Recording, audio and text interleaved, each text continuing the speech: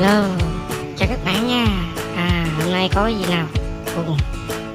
Chiếc xe màu đỏ nè. Hôm nay mình sẽ đi rửa xe nha. Bên này xe giờ quá.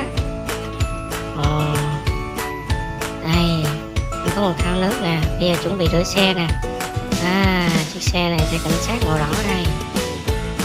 Xe này là xe cứu thương màu đỏ, màu trắng. Xe quân đội nè. Hay quá. Cái này là trực thăng nè. Nước hôm nay lạnh. Này sẽ được các thằng xe ha. Đây là chiếc xe thiết giáp Virgin Oil, xe chở dầu nè, rửa cho sạch để mai mốt đi chơi ha. Đây là xe cảnh sát nè, có súng, hay quá. Còn xe này xe gì? Xe trọng trang thiết giáp. Còn nhiều không? Xe nữa nè, xe màu đỏ. Xung quanh này. Cái này là gì đây? Cái này có cái thang nè các bạn ơi.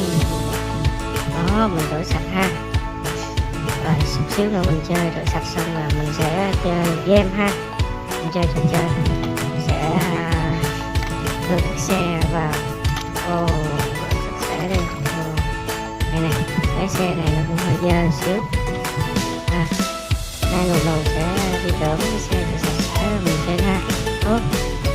Mình sẽ cho xe bay lên ở những khu rừng ha. Đó, khu rừng nè. Hay quá. Đó, được cái xe nè. Xe đi chưa? Đó, đi khu rừng.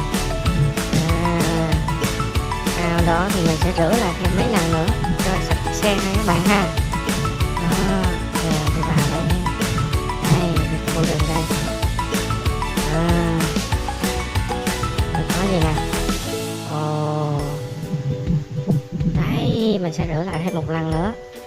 Ui, bay lên trong, vô trong kêu tủm tủm luôn ha. Bạn hay ha. Cái xe mà đó.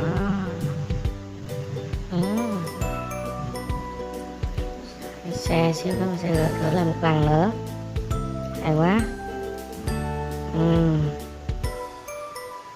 Rồi như thế nào? Đây các bạn. Rồi rửa lại một lần nữa. Sạch sẽ ha. Rồi mình sẽ đổ nước vào. Cho nước vào rửa. Được quá. Đây các bạn, mình sẽ rửa nước lại ha. Đưa lên trên. Đó, đó là cái xe đồ chơi cho sạch sẽ nè. Chơi sáng bóng nè.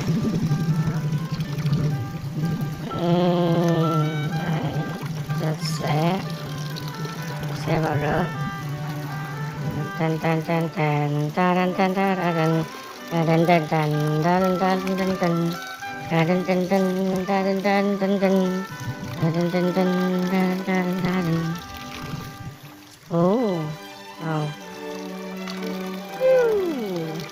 rửa sạch sẽ quá. Khi các bạn chơi xong rồi các bạn cũng phải rửa cho cái xe và phơi khô nha. Tại vì bên trong xe khi mình chơi lâu ngày sẽ có vi khuẩn. Vi khuẩn nó sẽ không có tốt với sức khỏe các bé nha, các bạn nha. Rồi bây giờ mình rửa cái xíu nữa mình sẽ rửa những cái thiết bị để chứa những cái xe đồ chơi nè.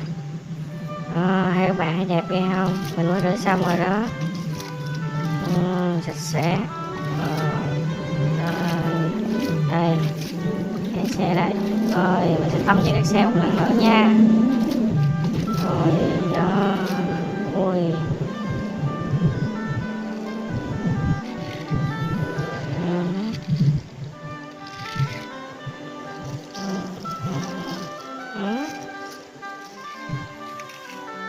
Rồi chơi nè. Các xe đi. Ôi.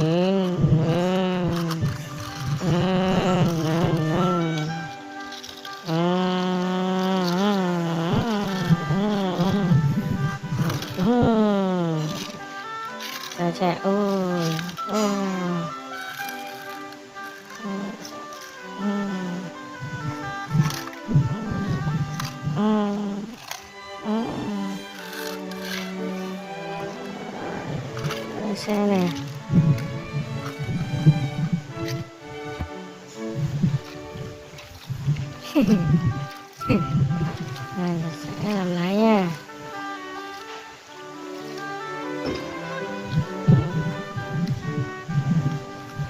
Rồi chạy rồi giờ mình thử để rửa lại xe lần thứ ba nữa nha. Mình sẽ đi từ các cái xe từ trên thềm này bay xuống nước.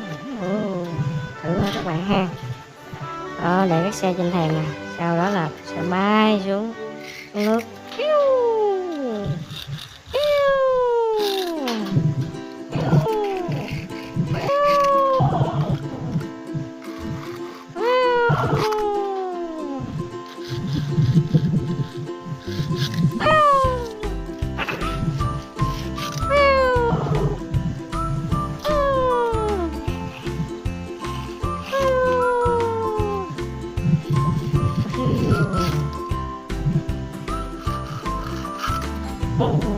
Hay quá.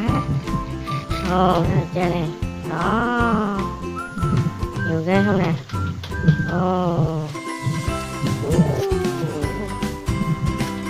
các bạn chơi đó các bạn ơi. Vậy là rửa lần thứ ba rồi, quá sạch. Rồi sau đó sẽ phơi ha.